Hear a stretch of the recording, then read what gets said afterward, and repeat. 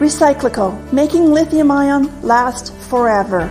Recyclico's patented recycling process achieves up to 100% recovery of battery metals from lithium-ion batteries for electric vehicles, including cobalt, lithium, nickel, manganese, and aluminum. Recyclico Battery Materials Incorporated trades on the TSX Venture AMY, on the OTCQB AMYZF, and Frankfurt ID4.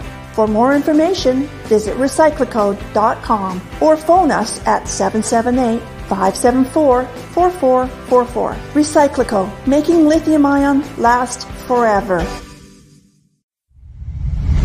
You're listening to HowStreet.com radio, available online at TalkDigitalNetwork.com. Welcome to HowStreet.com radio, the online source for market opinions. Here is Jim Goddard. My guest is Danielle Park, editor of the popular blog Juggling Dynamite and president of Venable Park Investment Council Incorporated. Her websites, jugglingdynamite.com and venablepark.com. Welcome back to the show. Thanks, Jim. Danielle, is the Federal Reserve finished hiking interest rates? Well, even Jerome Powell indicated yesterday that he thought that was probable at this stage. I mean, again, barring any unforeseen wars or pandemics or outbreaks or major supply disruptions, all these random things that can happen. But basically, the economy is turning down. Inflation has rolled over significantly from the peak. And by all of our most capable projections, the CPI, or the rate of inflation at which they're targeting, is likely to be back in the low twos by June. So that suggests that they have done enough to break the back of this particularly, the inflationary episode that was in play for a while after the pandemic. Anyway, so that suggests that they've done enough, and he even intimated yesterday that cuts are on the horizon, which is why asset markets went crazy. Yes. Now, what I've heard, though, once rates start going down, that indicates you're probably in a recession. Are we going into a recession? Well, so that's the most probable outcome. It's been the case every single time they've tightened, except for one episode in the mid-'90s, which led to the tech bubble bust and then a huge, stock market downturn after that. But it was delayed for a while, and the central bank looked to have pulled off a soft landing, so to speak, in the fact that it increased interest rates, it doubled them from 3 to 6%, and the economy didn't go into a major job loss episode. Now, having said that, it's very important to understand that that was an anomaly that was also supported by positive demographics at that time, as the baby boomers were in their peak spending years. And they also didn't come into it with extremely high debt levels, because rates had not been at nearly zero for the decade before that. All of these things are not in our favor this time, of course. And this time they increased rates by, from 0.25 to 5.5. So the net impact is, of course, the most extreme we've seen in many decades, and much worse than what they had to do in a mere doubling of rates in the 94 cycle. So it is the likely outcome that historically we get a recession. That is the forecast of the most rational and independent economists, certainly. It's always hard for the investment bank conglomerates to make those kind of forecasts, and politicians are loath to do that, of course. But the math is the math, and the big piece that's coming here is that even by the central bank's sort of benign outlook, where they're hoping for immaculate disinflation and no big recession, they also see an increase in the jobless rate. So that's the piece that's really important here, is that so far we've had an uptick in the unemployment rate, particularly in Canada, since June of last year.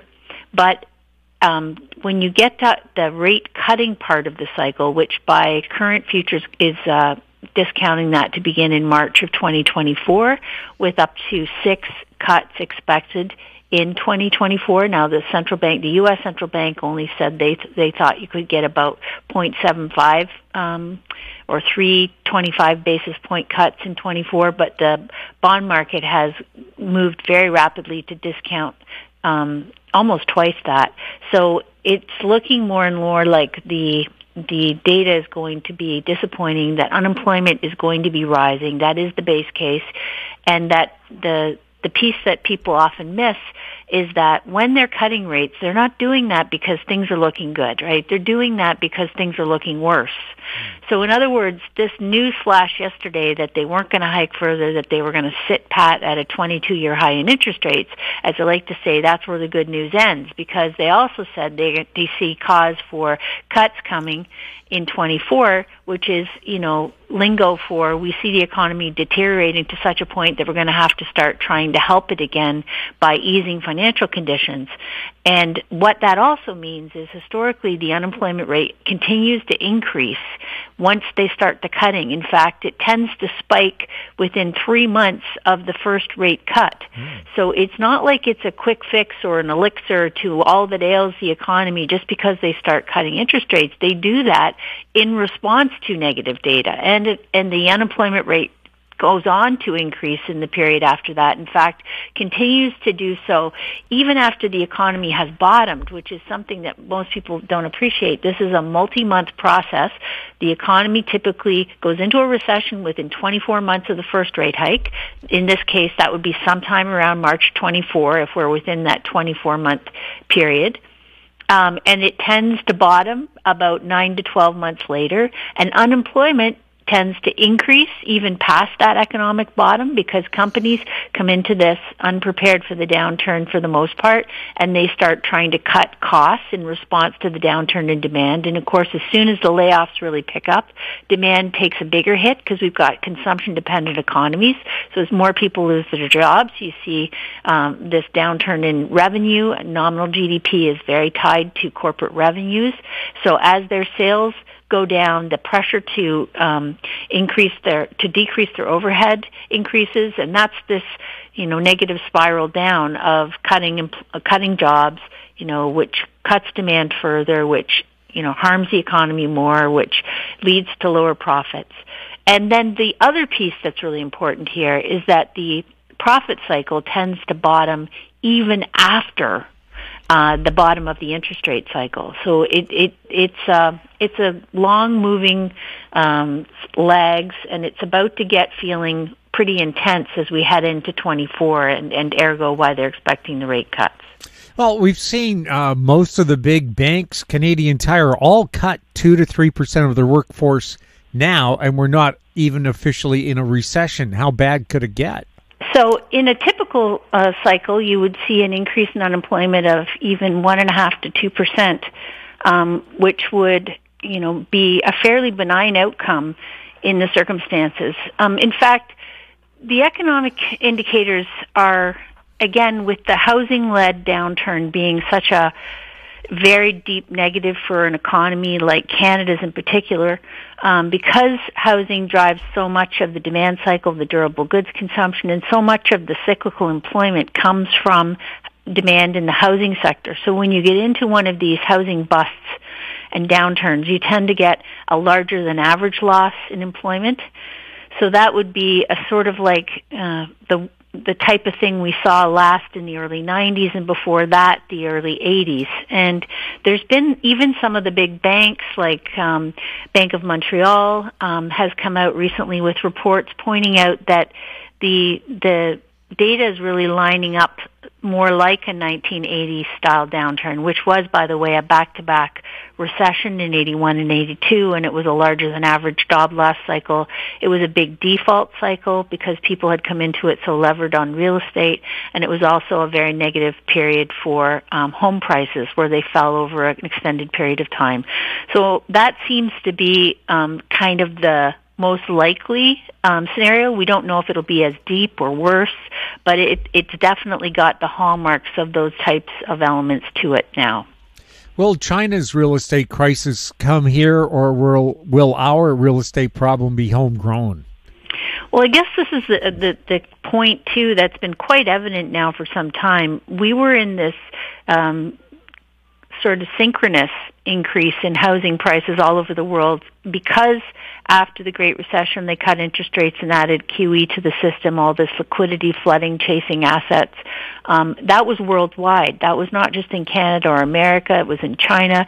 And very importantly, the downturn in 2008 was part of how we got out of that in a relatively short period of time, even though it was a pretty profound decline in demand worldwide, was that China started stockpiling commodities and started really doubling down on capital investment in their own economy, primarily in housing and property development. And that drove, because that's one of the, as I say, the most significant cycle driver in the economy for job creation, but also demand for commodities and also durable goods consumption and all these things that are driven from the acquisition of housing. When it's really going gangbusters, it does definitely lift all boats. And we saw that in the 2010-11 period, and even during the pandemic, we saw some of that rebound. But then there was this expectation that China would just race to the rescue again, as it did after the great financial crisis. But that's not happening because China realizes that it too has overbuilt the property sector to a large degree. And I was writing, more than a year ago about the Evergrande default being, the second largest property developer in the world, who were based in China, who had defaulted on some of their bonds because they were having, a drop in consumers who were able to, basically everyone who could buy had already bought on great leverage, and they were just running out of greater fools. And so the downturn began. They defaulted on their bond interest. Their shares plunged. That really contracts financial conditions throughout the economy. Consumers started to get annoyed because they were losing money, and a bunch of Chinese people, as in Canada, were buying these properties on spec and on contracts, buying contracts with the obligation to complete purchases at a later date. Well, those are all, of course, coming back to haunt people now, because as we approach closing times or closing dates, these properties, the supply is coming on stream, and the appraisals are not coming in anywhere close to what people had agreed to pay a year and two ago, and they can't get financing. So it's becoming this daisy chain of default and strife and people scrambling to try and borrow money off relatives. There's a bunch of even mainstream media coverage in publications like Maclean's and the Toronto Star and all sorts have been really doing a lot of steady coverage of this problem of households and the strain that is now unfolding, where they realize that this is in the United States as well. They're having to take on second jobs. We see more people taking on second jobs today than we saw in the 2008 debacle, and this is people trying to make ends meet by working double shifts. And but what's happening is that they're barely covering the cost of housing, and they're having almost nothing left for food and essentials. Never mind daycare, gas in the car, all that stuff. So you're seeing a big downturn in the discretionary spending side, but you're also getting a lot of people turning to things like food banks, which are they're describing it as catastrophic increase in their level of demand, and that they're scrambling to try and keep up. So you've really got this happening all at the same time. In Australia, very similar dynamics to Canada. They too had a big commodities boom after the 2008 downturn, thanks to the demand coming from China. They also overbuilt their housing sector. Lots of cheap credit and easy financing for people to speculate in housing drove prices to ridiculous levels, and now they're having basically they're debt slaves, right? They're left with properties that are not worth what they paid for them. They can't refinance because rates have gone up since they initially purchased, and they have working all these jobs to try and cover the cash flow at the same time that property taxes and insurance and all these other costs have gone up, and services for anything to do with repairs and all that. So people are really in a rock and a hard place, and Their ABC, 60 Minutes Australia did a segment on, some young people there and, giving up their dreams and career aspirations because they're literally tethered to this impossible level of debt that they're trying to pay. And that's all well and good and admirable and all, but the reality is that some of them will never be able to pay back what they borrowed. And trustees in solvency will have consistently said that people will be in denial and try and, keep all the balls in the air, a year and two longer than it was obvious that it was impossible. And that's too bad, because then you dig the hole deeper. And there's a lot of stress on families, marriages, health. This is not just a small thing. So I was just writing this week because it rarely comes up in the conversation. It's very often, people are in a terrible financial situation. Consumer confidence is at all-time lows, and households are 43% are reporting they're in worse financial shape this year than last. And this is all going the wrong way. But there's very little discussion about the fact that some people just period won't be able to pay. So right now it's still about, try and grin and bear it and, honor your commitments, which again, I'm in favor of if it's possible. But a lot of people were aided and abetted by commissioned salespeople in the lending and realty markets and by family members who thought they were encouraging them or helping them. And in fact, they were just getting them into these impossible financial situations. So we do have, insolvency, restructuring, bankruptcy laws in this country. They don't in China, P.S., so there's no hope for those people to try and get out of impossible debt situations.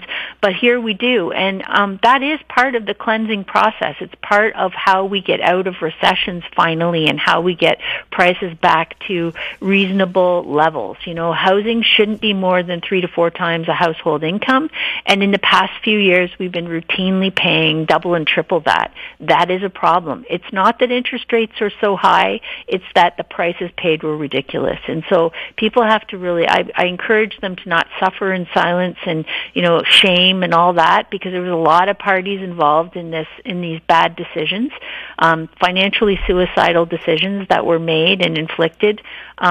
And I think that people should consult experts, go have an appointment with a trustee in insolvency and see what they suggest. Is it possible to restructure some of your debts?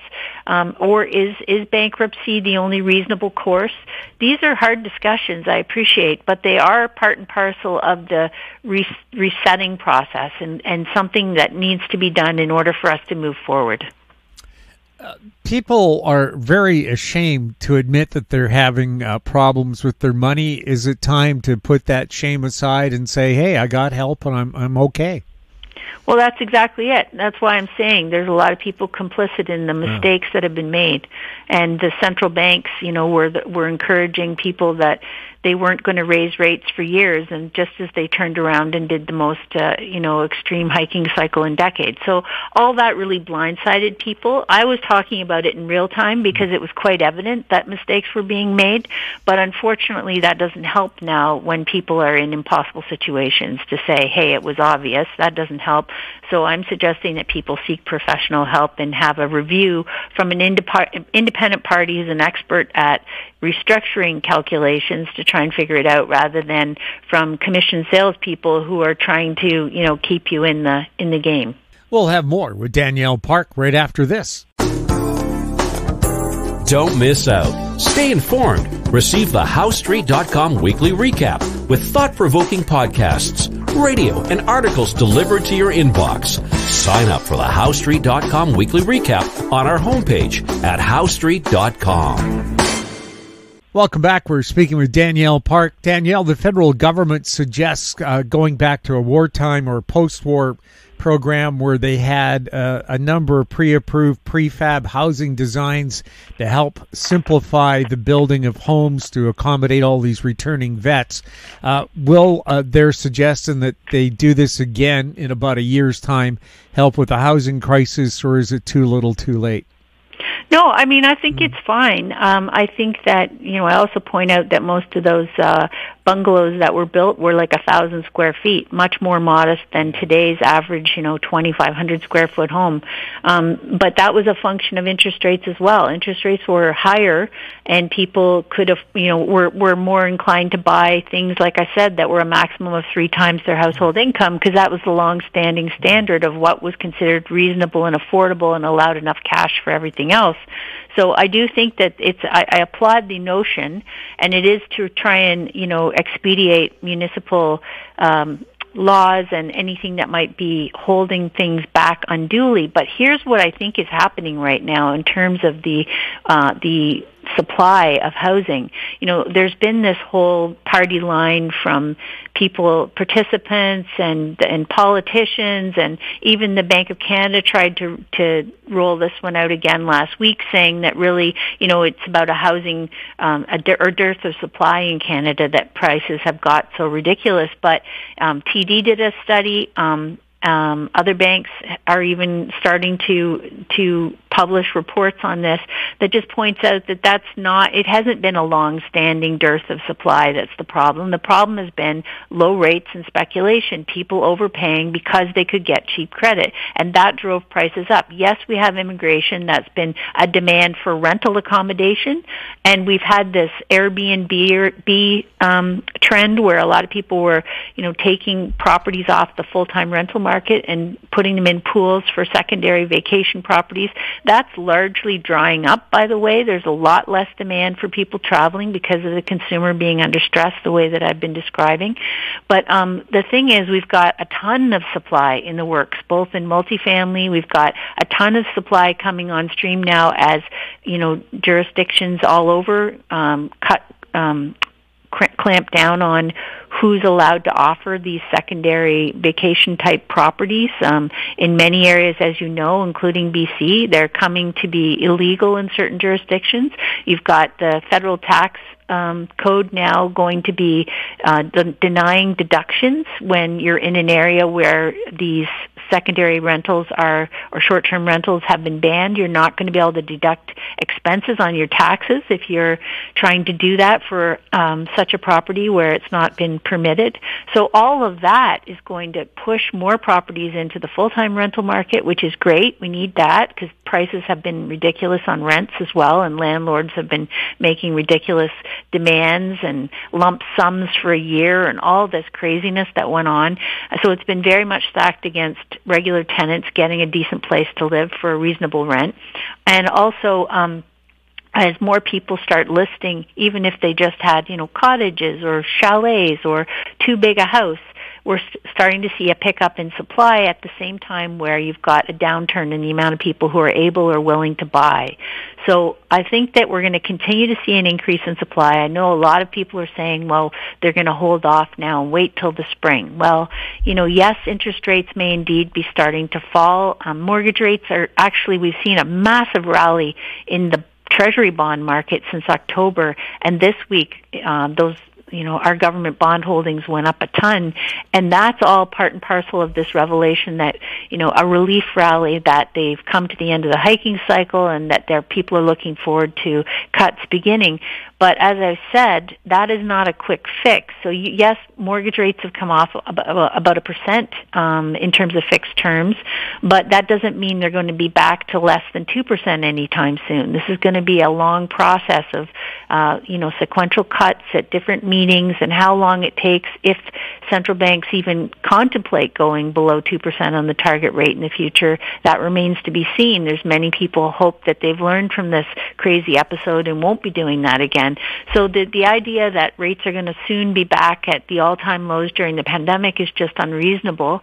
And the idea that many people are going to be able to continue with, negative carry properties, more than half of the properties bought in Ontario were by investors, so-called investors, in the last few years, and they're now facing negative carrying costs where they can't get enough rent to cover, the mortgage and the mortgage interest and the maintenance and the insurance and the upkeep, etc. So they are going to be more inclined to list properties. So that will help bring things online. So yes, there's going to be, some of these policies at the margin are going to free up or increase the supply, but as I say, just at a time when demand is in retreat. So I don't think our problem is going to be a lack of availability going forward. I think it's going to be a lack of people willing or able to pay what's currently being asked, which is part of the function of how pricing will continue to move lower. Danielle, thank you so much for chatting with us, and may Santa be very generous. Hey, yes, thank you, and happy holidays to everyone. My guest has been Danielle Park, editor of the popular blog Juggling Dynamite and president of Venable Park Investment Council, Incorporated. If you have any questions for Danielle or for any of our guests, you can send them to info@housestreet.com. Our YouTube channel is Talk Digital Network. Find us on X @HoweStreet. We're also on Facebook. I'm Jim Goddard. Thank you for listening. Comments made on HoweStreet.com radio are an expression of opinion only and should not be construed in any matter whatsoever as recommendations to buy or sell any financial instrument at any time. Available online at TalkDigitalNetwork.com. HoweStreet.com radio is a production of HoweStreet Media Incorporated.